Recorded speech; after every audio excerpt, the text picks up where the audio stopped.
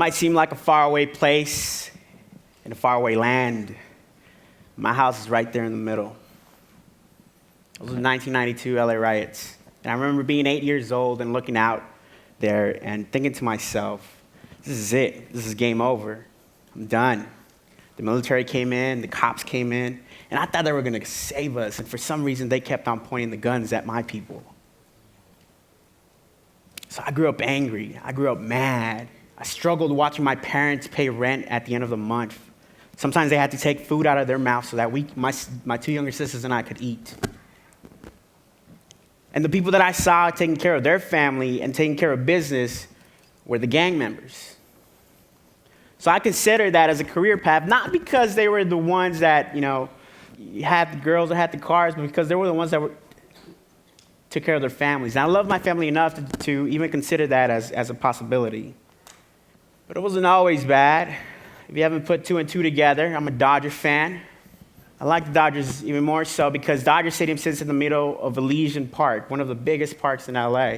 And I remember going out on the weekends with my family and for the carne asadas and sharing our cultura and them taking me on trails and showing me all this amazing stuff that they knew. I went to Dorsey High School.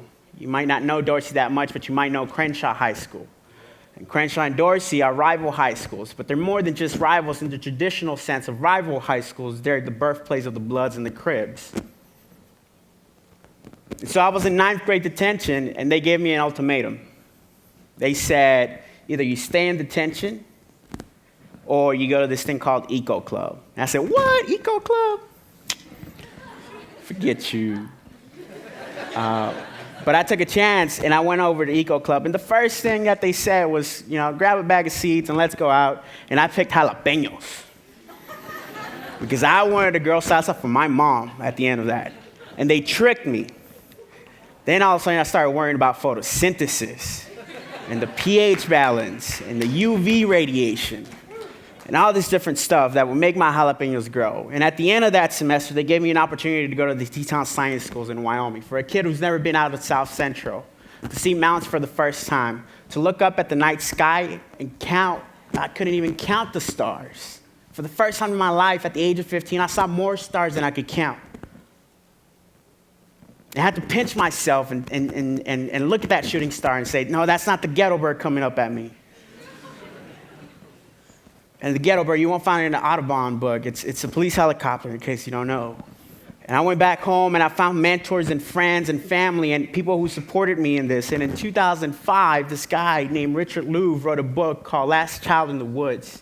And he coined a phrase called nature deficit disorder. And it's not a medical term. Don't worry, you don't have to take drugs for it. It's an easy fix. All you have to do is get outside.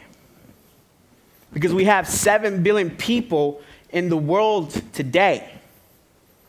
But if you were to put all of those 7 billion people shoulder to shoulder with each other, they can all fit in the city of LA. So it's not necessarily that we're running out of space, it's how we're using that space up.